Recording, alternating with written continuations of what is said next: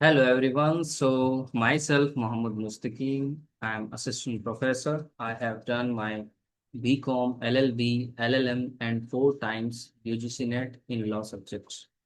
Currently I am pursuing my PhD in law and I will deal with all the law subjects.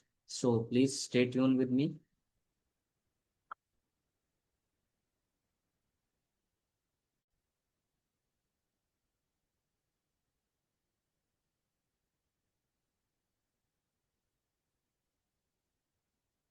तो students चलिए शुरू करते हैं। हम लोग सबसे पहले शुरू करेंगे फर्स्ट सेमेस्टर। कोड है आपके सब्जेक्ट का K1004 लॉ ऑफ क्राइम्स।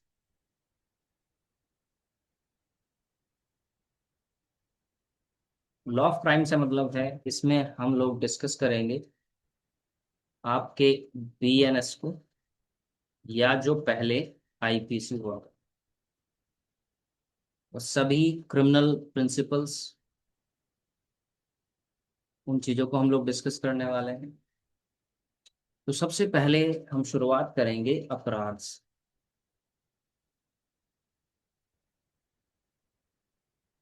कि अपराध क्या है।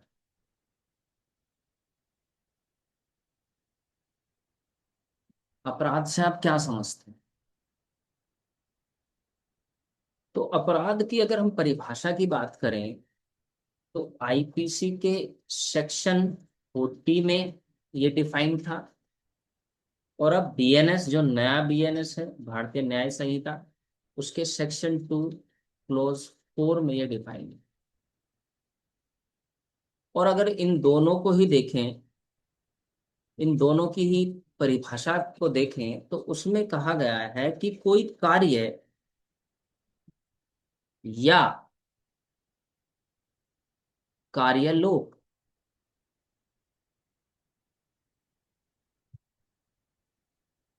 यानी ओमिशन अपराध। साधारण शब्दों में अगर हम समझे तो कोई कार्य या ऐसे एक्ट जिनको कानून ये कहता है कि आप नहीं करेंगे ऐसी चीजें, और उसके बावजूद भी आप उन चीजों को करते हैं।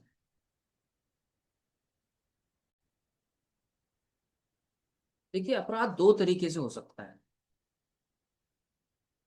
कानून जिस काम को करने से मना कर रहा है, आप फिर भी उस काम को करें। या फिर कानून आपसे ये कह रहा है कि आपको ये काम करना है और आप उसे ना करें। यानी अपराध डायरेक्टली और इनडायरेक्टली दोनों तरीके से हो सकता है। जिस काम को करने से मना किया गया है, जैसे चोरी, कि आपको चोरी नहीं करनी और आप चोरी करते हैं तो अपराध हो गया। किसी की हत्या करने से मना किया गया है और आप उसे करते हैं तो अपराध हो गया।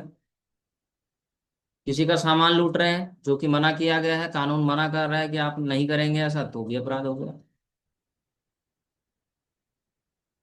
और जिस चीज को कानून ने कहा है कि आप वो करेंगे और अगर आपने नहीं किया तो भी अपराध हो जाएगा।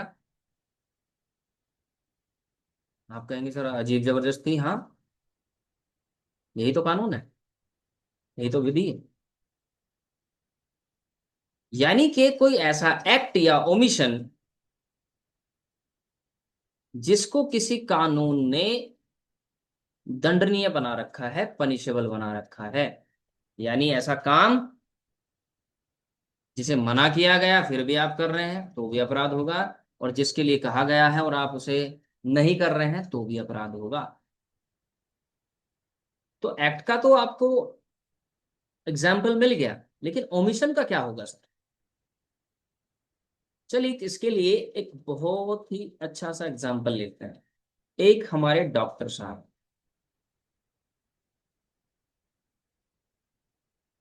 इनके पास एक एसिड अटैक विक्टिम को लाया जाता है। एक लड़की जिसपे एसिड अटैक हुआ। और डॉक्टर साहब से कहा जाता है कि डॉक्टर साहब इस लड़की का इलाज करिए, या किसी लड़की का या महिला का रेप हुआ है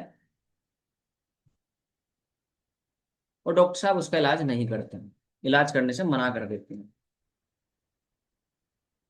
तो यहां तो आपके कुछ काम करने से अपराध हो रहा था, यहां आपके कुछ काम ना करने से अपराध हो जाएगा।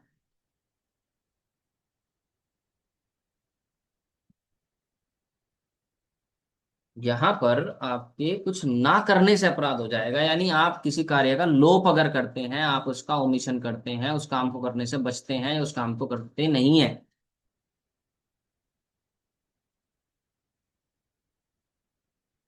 तो ऐसा एक्ट या ओमिशन जिसको किसी कानून में पनिशेबल बनाया गया है, उसी को हम कहेंगे अपराध। और डॉक्टर साहब ने अगर यहाँ पर इस काम को करने से मना किया, तो इनको सेक्शन 106, सेक्शन 200 BNS या 397 में लाया जा सकता है। तो इन नटशेल अगर हम बात करें अपराध की, तो अपराध से मतलब ऐसे किसी कार्य से या किसी कार्य को ना करने से है जिसको कानून ने कह रखा है कि ये अपराध माना जाएगा, ये अपराध माना जाएगा। तो अगर आप कोई कार्य करके कोई अपराध कर रहे हैं तो भी आपको पनिशमेंट मिल सकता है, और अगर आपको काम कहा गया कोई करने के लिए और आप उसका लोप कर रहे हैं, आप उसका ओमिशन कर रहे हैं, तो भी आपको दंडित किया जाए।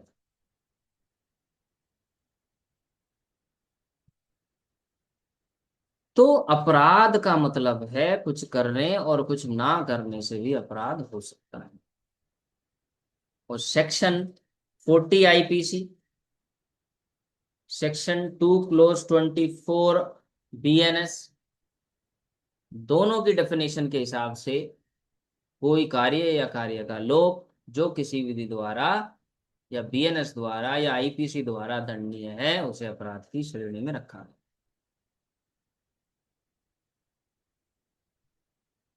Got it? तो कोई भी अपराध आप नहीं करेंगे या फिर कोई ऐसे कार्य का लोप आप नहीं करेंगे। डॉक्टर साहब मना नहीं कर सकते किसी प्रोजिक्यूट्रिक्स यानी जो रेप पीड़िता है उसका इलाज करने से मना नहीं कर सकते, ना कोई हॉस्पिटल मना कर सकता, ना कोई डॉक्टर साहब मना कर सकता। और ऐसे कई सारे कानून हैं, कोई पब्लिक सर्वेंट है, उसकी ड्यूटी है, वो फुलफिल नहीं कर रहा है, तो भी अंदर जाए। अब जो रेप है वो डॉक्टर साहब ने तो नहीं किया है, एसिड अटैक भी डॉक्टर साहब ने नहीं किया है। उन्होंने क्या नहीं किया, उन्होंने उसका इलाज करने से मना कर दिया, जो कि कानून कह रहा था कि करना पड़ेगा, नहीं तो बेटा अंदर डाल देंगे आप, डॉक्टर साहब भी क्यों ना हो। आप पे सेक्शन 106 लगा सकते हैं, 200 लगा सकते हैं, 397 का कॉन्ट्रावेंशन हो सकता है। अब आपराधिक विधि की जब हम बात करते हैं तो कुछ मुख्य सिद्धांत हैं, कुछ मेन प्रिंसिपल्स होते हैं क्रिमिनल लॉ। और प्रिंसिपल में सबसे मेन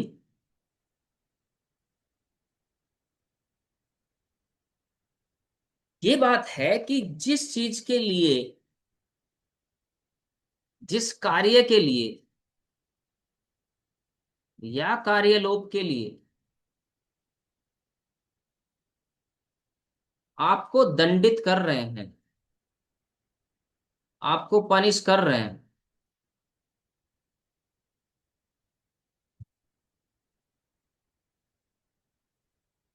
वो अस्तित्व में हो,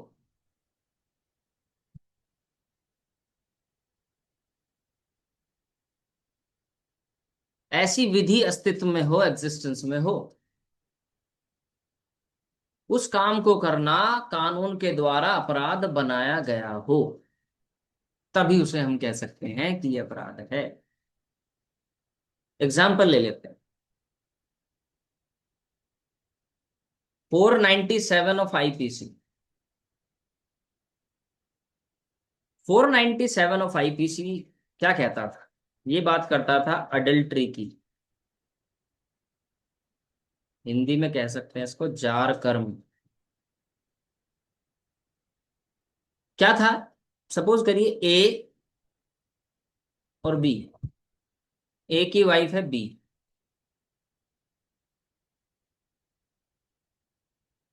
और जो बी है, जो वाइफ है, वो सी के साथ फिजिकल रिलेशन स्टेब्लिश कर लेती है मर्जी से। यहां बी ने कंसेंसुअली, कंसेंट के साथ ए और जो सॉरी बी और सी है, इनके बीच में जो फिजिकल रिलेशन स्टेब्लिश हुआ है, वो इनकी मर्जी से हुआ है, कंसेंट से हुआ है।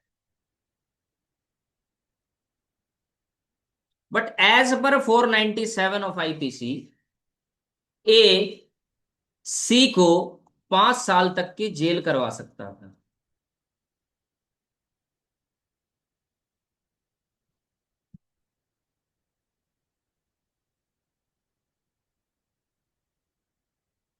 बाद में क्या हुआ कि Joseph Shine versus Union of India,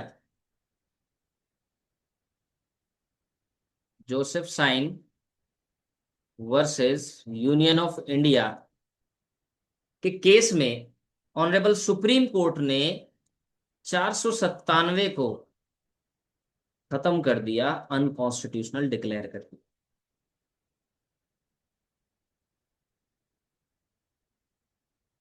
अब ऐसा कोई कानून अस्तित्व में नहीं है हमारे देश में, यानी 497 अब लागू नहीं होगा किसी को।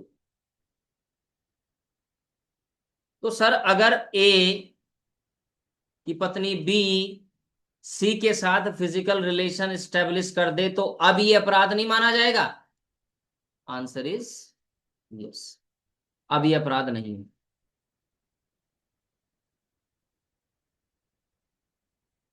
अब जो ए है वो सी को जेल नहीं भिजवा सकता, क्योंकि 497 को अपराध की श्रेणी से ही बाहर कर दिया।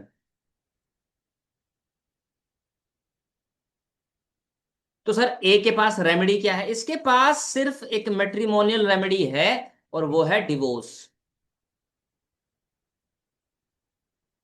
ये इस ग्राउंड पे ए जो है वो बी से डिवोर्स ले सकता है बस, क्योंकि बी और सी के बीच में जो फिजिकल रिलेशन स्टेब्लिश हुआ था वो इनकी मर्जी से हुआ था।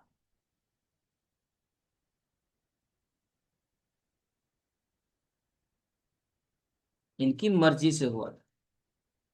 तो ये कानून अब अस्तित्व में नहीं है, और अगर कहीं पर इस तरह का इंसिडेंट होता है तो क्या हम उसे दंडित करेंगे? Answer is no. और यही है प्रिंसिपल, यही है मुख्य सिद्धांत, कि आप उन्हीं चीजों के लिए किसी को पनिश कर सकते हो, उन्हीं चीजों के लिए किसी को दंडित कर सकते हो जो किसी विधि में अपराध मानी गई हो या अपराध हो, और वर्तमान समय में हो। वर्तमान समय में भी होना जरूरी है।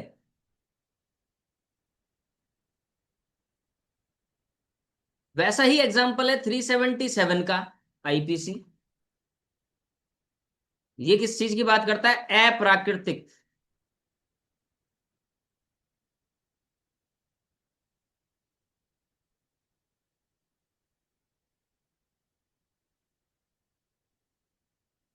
अप्राकृतिक का मतलब है, सपोज करिए मेल प्लस मेल, पुरुष और पुरुष के बीच में एक फिजिकल रिलेशन स्टेब्लिश होता है,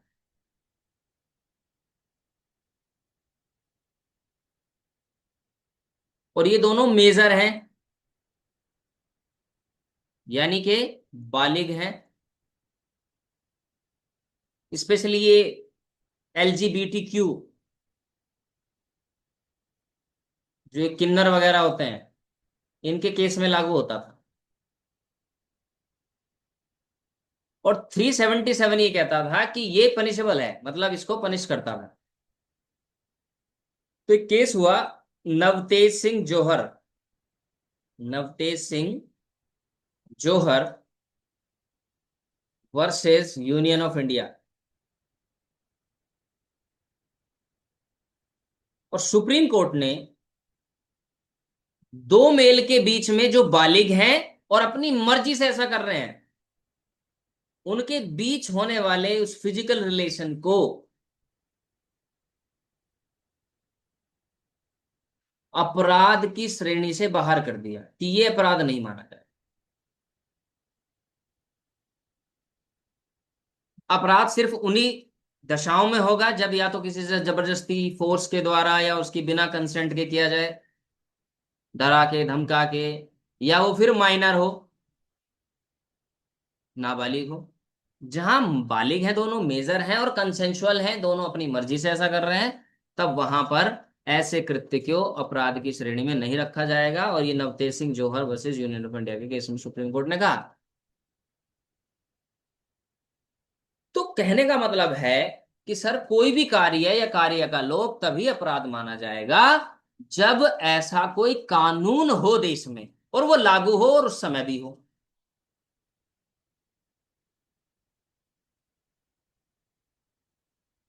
वो लागू हो और उस समय भी लागू होना चाहिए। अगर हट चुका है तब वो अपराध नहीं होगा। यानी कि किसी की वाइफ अगर किसी थर्ड पर्सन के साथ फिजिकल रिलेशन स्टेब्लिश कर लेती है, बना लेती है, तो वो कोई अपराध नहीं कर रही है। ना ही वो व्यक्ति अपराध कर रहा है जिसके साथ उसने वो रिलेशन बनाए हैं। तो हस्बैंड के पास सिर्फ एक ही रेमेडी है कि वो उससे डिवोर्स ले सकता है, बस। सेम वाइफ के साथ, वाइफ के लिप्स में। तो 497 अब अस्तित्व में नहीं है। तो 497 वाला काम अगर कोई व्यक्ति आज के समय में करता है तो वह अपराध की श्रेणी में नहीं आएगा। 377 अप्राकृतिक चीजें अगर कोई लोग करते हैं, जैसे गे होते हैं, किन्नर होते हैं और बालिग हैं और अपनी मर्जी से कर रहे हैं, तो वो भी अपराध नहीं माना जाएगा। ओके। इसी का एक्सटेंशन अगर हम बात करें तो x post facto law, x post facto law आपके संविधान का जो अनुच्छेद 20 का क्लोज 1 है, ये क्या कहता है? ये कहता है कि आज की तारीख यानी 27/9/2025 में अगर कोई चीज अपराध है और आप वो काम करते हैं तो ही अपराध माने जाएगी। अगर वो चीज 26/9/2025 में अपराध नहीं थी और आपने 26/9 में की या 25 में की या उससे पहले की थी, तो वो अपराध आपको उसके लिए पनिश नहीं करेंगे। आपको सिर्फ उस चीज के लिए पनिश किया जाएगा जो वर्तमान में कानून है।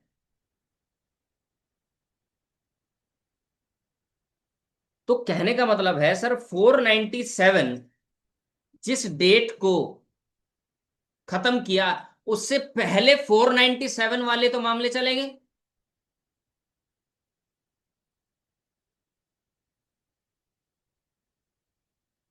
या 377 में इसको खत्म करने से पहले वाले मामले तो चलेंगे,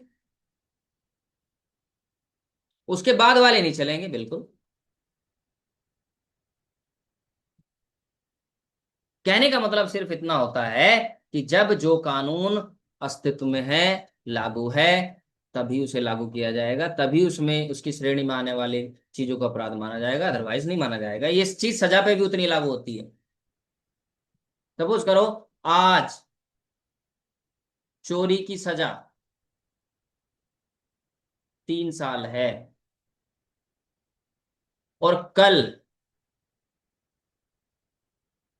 चोरी की सजा 5 साल कर दी जाए,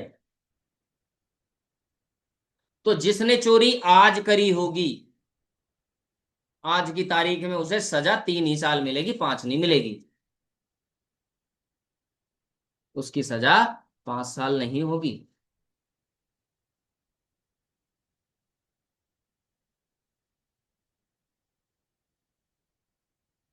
यही कहता है एक्सपोस्ट फैक्टो लॉ, यानी आपका आर्टिकल 20 क्लॉज 1।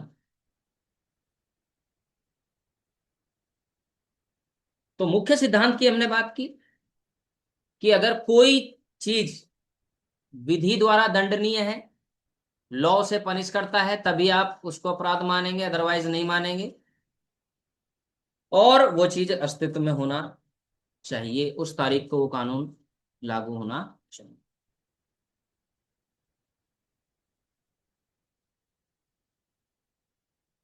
उसके बाद हम बात करते हैं आवश्यक तत्वों की। अपराध के आवश्यक तत्व,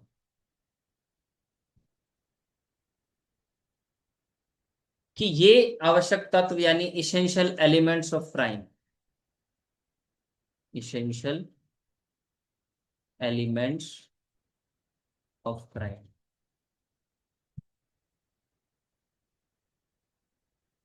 इनके बिना अपराध नहीं हो। तो कौन कौन से हैं सर वो? देखिए, सबसे पहले तो अपराध के लिए एक व्यक्ति का होना जरूरी है, एक पर्सन का होना जरूरी है। दूसरा, मेंसरिया होना चाहिए, यानी दुराशय होना चाहिए।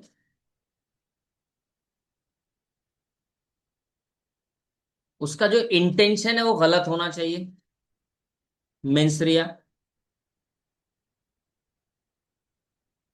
उसका गिल्टी माइंड होना चाहिए।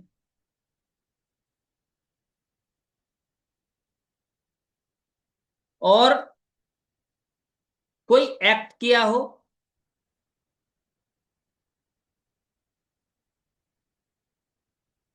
कोई एक्टस रियस होना चाहिए।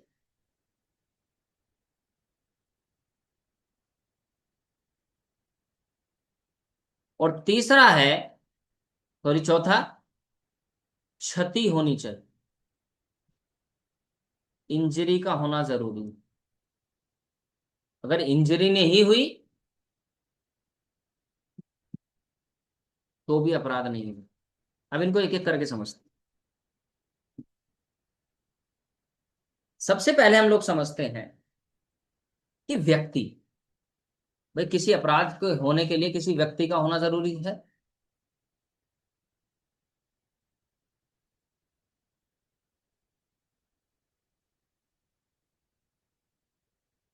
कुछ चीजें समझते हैं कि यहां पर जो व्यक्ति की बात हो रही है, क्या मतलब।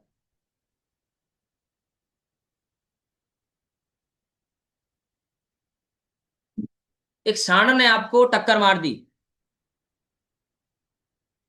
उसे जेल भेजेंगे आप? क्या उस पर केस चलाया जाएगा? बताइए। एक पत्थर रास्ते में पड़ा था, उससे आपको टक्कर लग गई, आपके पैर में चोट आ गई, उस पत्थर को जेल भिजवाएंगे आप? उस पत्थर पे केस चलेगा? एक मुर्गा जो सुबह सुबह 5 बजे उठ के कुकड़ू कू करने लगता है और आपकी नींद खराब करता है, आपको नींद से जगा देता है, जबकि सुप्रीम कोर्ट की गाइडलाइंस क्लियर है कि रात के 10 बजे से सुबह 6 बजे तक कोई अननेसेसरी शोर शराबा नहीं होगा, कोई लाउड स्पीकर नहीं बजेंगे, कोई आवाज नहीं करेंगे, आप सोने देंगे लोगों को। और मुर्गा जो है सुबह 5 बजे उठ के ही कुकड़ू करने लगता है और आपकी नींद खराब करता है, तो उसे जेल भिजवाएंगे आप? तो आपका आंसर होगा नहीं सर, हम उन्हें जेल नहीं भिजवा सकते। क्यों नहीं भिजवा सकते? क्योंकि वो व्यक्ति की श्रेणी में नहीं आते, क्योंकि कानून उन्हें व्यक्ति नहीं मानता। तो सर क्या पहले मानता था? हाँ, पहले मानता था। पहले न्यूजीलैंड में एक मुर्गे पे केस चलाया गया था, ठीक है,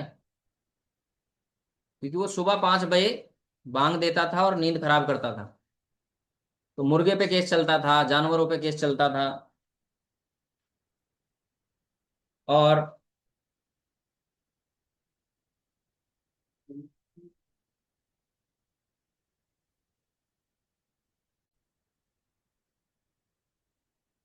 तो हम लोग बात कर रहे थे कि क्या पहले जानवरों को भी पनिश किया जाता था? ठीक है, तो आंसर है हाँ, पहले जानवरों को भी सजा दी जाती थी अगर वो कोई अपराध करते थे।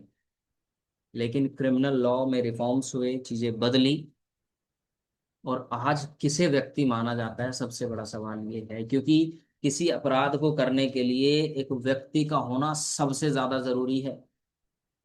अगर आप सेक्शन 11 आईपीसी देखेंगे, आप सेक्शन 2 क्लॉज 26 देखेंगे बीएनएस का, तो वहां पर आपको इसकी डेफिनेशन मिल जाएगी कि व्यक्ति किसे कहा गया है।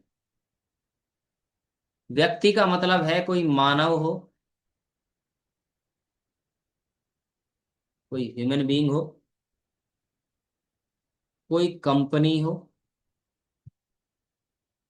ठीक है, कोई एसोसिएशन हो, यानी लोगों का एक समूह हो, ग्रुप ऑफ पीपल, कोई पंचायत हो जैसे,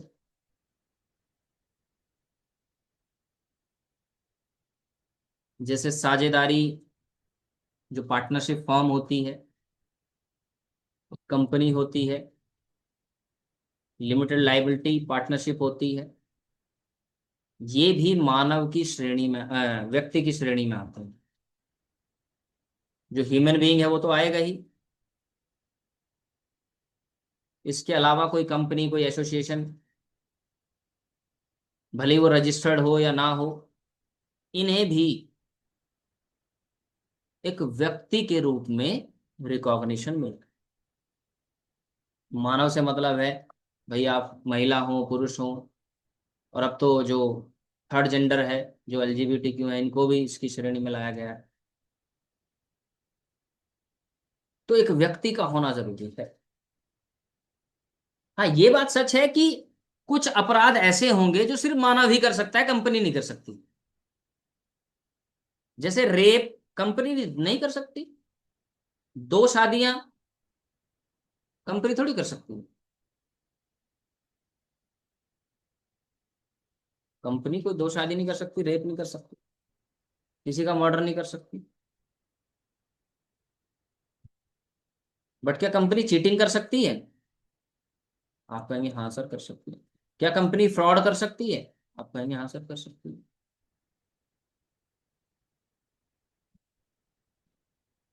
तो व्यक्ति से मतलब है या तो मानव हो, या कोई कंपनी, कोई एसोसिएशन,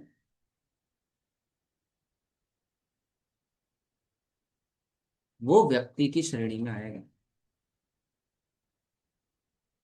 और अपराध के आवश्यक तत्वों में सबसे पहला एक पर्सन का होना जरूरी है। हाँ, ये बात अलग है कि जैसे कंपनी है, कुछ अपराध ऐसे हैं जो कंपनी कभी नहीं कर सकती, जैसे हमने बताया मर्डर, रेप या भाईजानी नहीं कर सकती। और कंपनी को सजा कैसी मिलेगी सर? तो कंपनी को उसके अकॉर्डिंग ही सजा देंगे। जैसे क्या कंपनी को फांसी की सजा दे देंगे? Answer is no. क्या कंपनी को लाइफ इम्प्रिजनमेंट दे देंगे? Answer is no. कंपनी को कैसा पनिशमेंट दिया जाएगा? जैसे फाइन लगाना, कंपनी को फाइन लगाया जा सकता है, कंपनी को बंद किया जा सकता है, क्लोजर किया जा सकता है। बट ये आएगा व्यक्ति की श्रेणी में, यानी एक कंपनी भी अपराध कर सकती है, एक एसोसिएशन भी अपराध कर सकती है।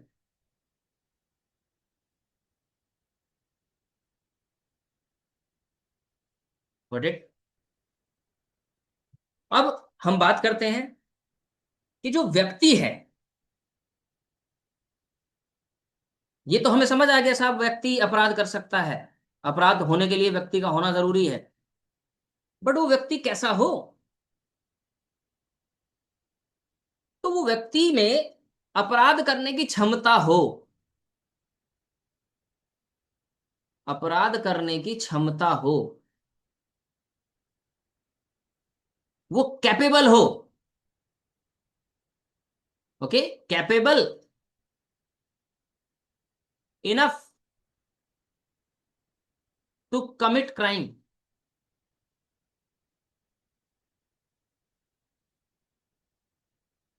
Let's have an example. एक उदाहरण लेते हैं। एक पर्सन है ए, और ये एक अस्पताल में बैठा है, वहां कुर्सी पड़ी थी, बैठ गया।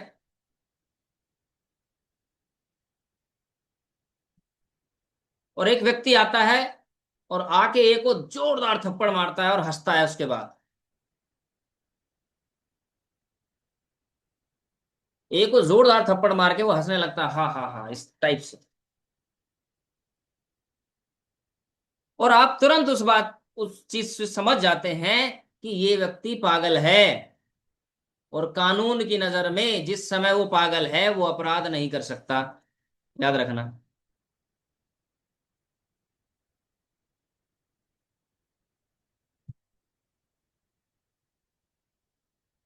तो सिर्फ व्यक्ति का होना काफी नहीं है, उसका अपराध करने की क्षमता का होना भी उसके अंदर जरूरी है।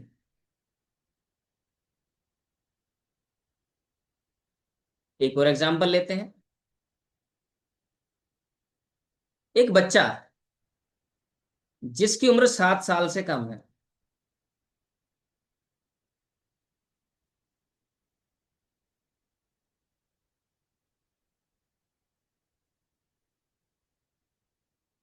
सेक्शन 82 आईपीसी और सेक्शन 20 बीएनएस ये कहते हैं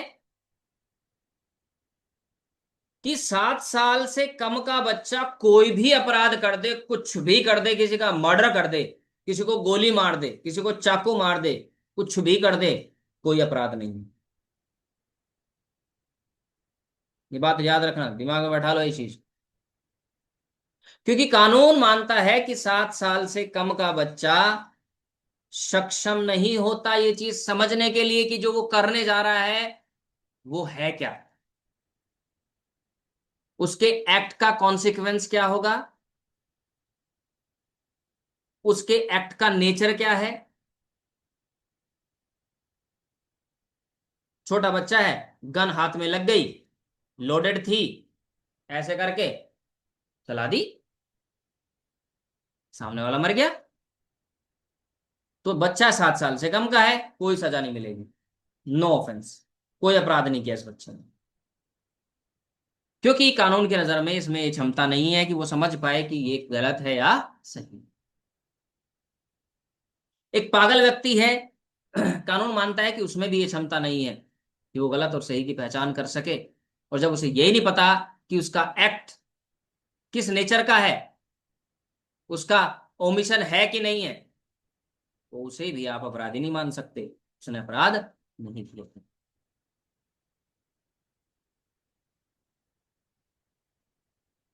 तो अपराध करने की क्षमता का होना जरूरी है उस व्यक्ति के अंदर।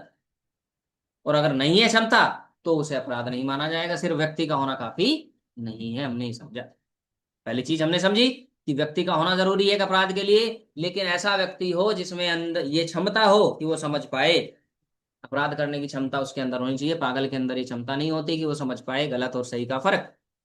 7 साल से कम का बच्चा ये समझ पाए कि सही और गलत का फर्क क्या है, वो जो कर रहा है उसे नहीं पता। आपने देखा होगा छोटे बच्चे डंडा उठा के सर में मार देते हैं, दादाजी के, मम्मी के, पापा के, किसी को भी मार देंगे, कुछ भी मार देंगे, खुद को भी नुकसान पहुंचा लेंगे। एक छोटा बच्चा सांप को उठा लेगा मुंह में, देखा ना एक न्यूज आई, छोटे से बच्चे ने सांप को काट लिया, मतलब उठा के और मुंह में दांतों से जो छोटे 2-4 दांत आए होंगे उसको उनसे काट दिया, सांप मर गया। उसे नहीं पता बेचारे को कि वो जो एक्ट कर रहा है उसका नेचर क्या है, उसका कॉन्सिक्वेंस क्या होगा। चलिए अब हम आप बात करते हैं दूसरी दूसरे आवश्यक तत्व की, और वो है दुराशय, यानी mens rea, guilty mind, guilty intention. ये एक तरह का मेंटल एस्पेक्ट है, मेंटल एस्पेक्ट। ये हमारे दिमाग में होता है कि किसी के बारे में हम क्या सोच रहे हैं और किस एक्ट को हमने किस आशय से किया है। फॉर एग्जाम्पल, एक लेडी बस में सफर कर रही है,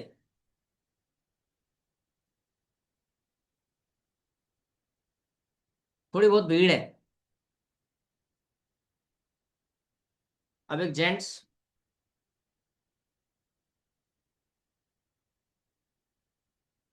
अचानक से आके इस लेडी के ऊपर गिरता है,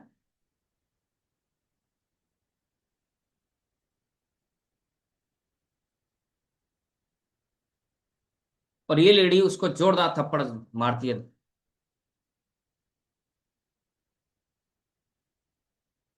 इस लेडी को लगता है कि इसने अपराध किया, ये मेरे ऊपर जानबूझ के गिरा है। और अगर आप पता चले कि अचानक से गड्ढा आ गया था, ब्रेकर आ गए थे, अचानक से ब्रेक लगा दिए थे ड्राइवर ने, कुछ भी रीजन हुआ XYZ, और ये जेंट्स जानबूझ के गिल्टी इंटेंशन, गलत इंटेंशन के साथ आके यहां नहीं गिरा, ये अचानक से झटका लगा, ब्रेक लगे, अचानक से टच हो गया, और इस व्यक्ति का ऐसा कोई आशय नहीं है, कोई मेंसरिया नहीं है, कोई गलत इंटेंशन नहीं है, तब यह अपराध नहीं होगा। हाँ, अगर वो जानबूझ के ऐसा करता है, तो पहली कंडीशन तो पूरी कर दी उसने कि वो एक व्यक्ति है, और दूसरा उसका क्या है, दुराशय है। तो अगर आपका इरादा गलत है तो अपराध हो जाए। बट एक व्यक्ति और दुराशय, इनको बहुत ध्यान से समझना की जरूरत। एक लैटिन मैगजिम है, एक्टस नॉन फेसिट रियम मेंसिट रिया। एक्टस नॉन फेसिट रियम मेंसिट रिया, कहने का मतलब है कि जब तक एक व्यक्ति का इंटेंशन गलत ना हो, इरादा गलत ना हो, उसका एक्ट ऑफेंस नहीं क्रिएट करता। यानी कोई बात जब तक अपराध नहीं मानी जाएगी जब तक उसके पीछे का इरादा गलत ना हो, उसके पीछे दुराशय ना हो। एक्टस नॉन फेसिट रियम निसी मिनसिट रिया, इसको याद करना पड़ेगा आपको, एग्जाम में डिट्टो लिखना पड़ेगा। एक्टस नॉन फेसिट रियम, ये लैटिन भाषा है। एक्टस नॉन फेसिट रियम निसी मिनसिट रिया, एक्टस नॉन फेसिट रियम निसी मेंसिट रिया। यानी कोई बात, कोई एक्ट तब तक अपराध की श्रेणी में नहीं आएगा जब तक उसके पीछे दुराशय ना हो, गिल्टी इंटेंशन ना हो, गलत इरादा ना हो। अभी हमने एक एग्जांपल लिया था, एक अनसाउंड माइंड का, एक पागल आदमी ने आपको थप्पड़ मारा आके जबरदस्त, बट उसका कोई मेंसरिया है उसके अंदर, उसके अंदर तो ये क्षमता ही नहीं है बेचारे की कि वो गलत और सही का फर्क समझ सके, इसलिए उसका एक्ट, सिर्फ एक्ट, कोई ऑफेंस नहीं है, उसका एक्ट ऑफेंस क्रिएट नहीं करता। ओके, क्योंकि उसका कोई मेंसरिया नहीं है, उसका कोई गलत इरादा नहीं है, दुराशय उसके पीछे नहीं है। ठीक है, तो चलिए साहब, समझ गए हम कि सर पहले तो एक व्यक्ति का होना जरूरी है अपराध होने के लिए, दूसरा उसके पीछे उस आदमी का जो मेंटल एस्पेक्ट है वो गलत होना चाहिए, गिल्टी इंटेंशन होना चाहिए, दुराशय होना चाहिए, और तीसरा होना चाहिए कि उसने कोई एक्ट किया हो, एक्टस रियस, कोई एक्ट, कोई एक्ट। और जब तक वो एक्ट नहीं करेगा, उसका इंटेंशन वो अपने दिमाग में रखे रहे, कोई फर्क नहीं पड़ता। आपका सामने वाला एक व्यक्ति है आपके प्रति बहुत गिल्टी इंटेंशन रखता है लेकिन करता कुछ नहीं है, तो क्या अपराध हुआ? नहीं हुआ। रखे रहो, दुनिया है, सोचती है। तो उसके फर्दरेंस में एक एक्ट का होना जरूरी है, उस इंटेंशन के, उस गिल्टी माइंड के फर्दरेंस में एक ए है, वो बी को मारने की सोचता है,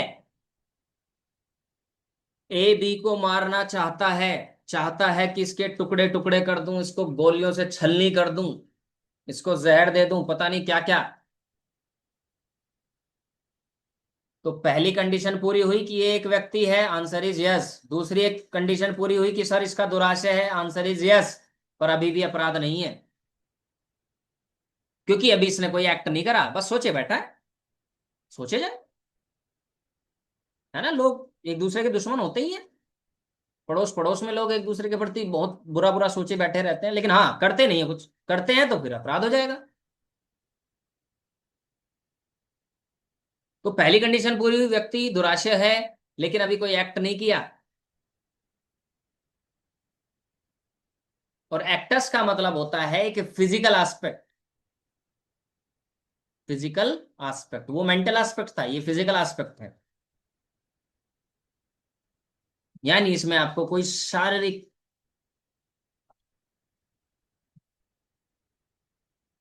काम करना पड़ेगा, आगे बढ़ के कुछ एक कदम बढ़ के कुछ तो करना पड़ेगा आपको, कोई एक्ट करना पड़ेगा आपको।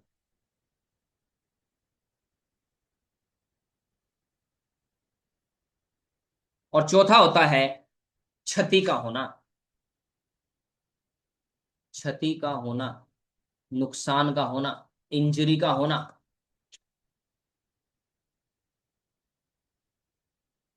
क्षति।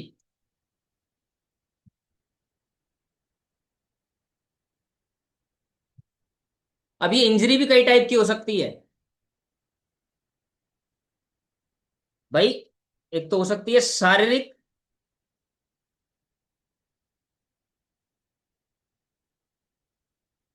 फिजिकल इंजरी हो सकती है, किसी ने आपको ईंट उठा के मार दी, सर में डंडा मार दिया, गोली मार दी, चाकू मार दिया, शारीरिक इंजरी हो गई, शारीरिक क्षति हो गई।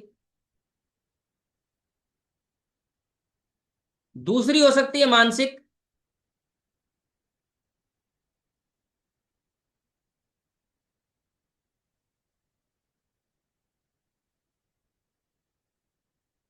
मेंटल हैरेसमेंट हो गया।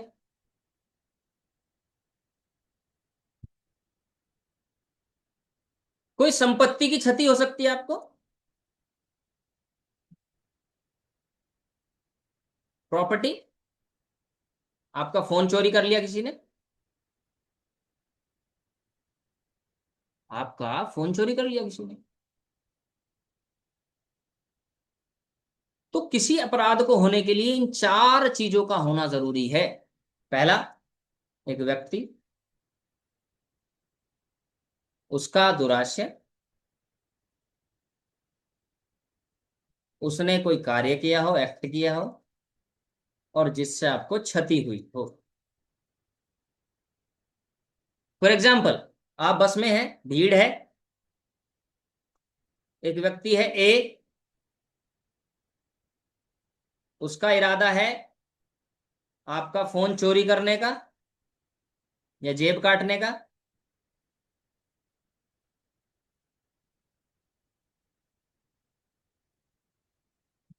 चुपचाप वो आपके पास आया, मिलके थोड़ा सा खड़ा हो गया, और आपकी पॉकेट में हाथ डाल के चुपचाप, या ब्लेड से आपकी जो पॉकेट थी वो काट ली। तो एक्ट किया और आपको क्षति हो गई, या तो आपके पैसे चले गए, या आपका फोन चला गया, या कुछ भी। इस तरीके से अपराध, अपराध की परिभाषा और अपराध के आवश्यक तत्व को हमने समझा ध्यान से।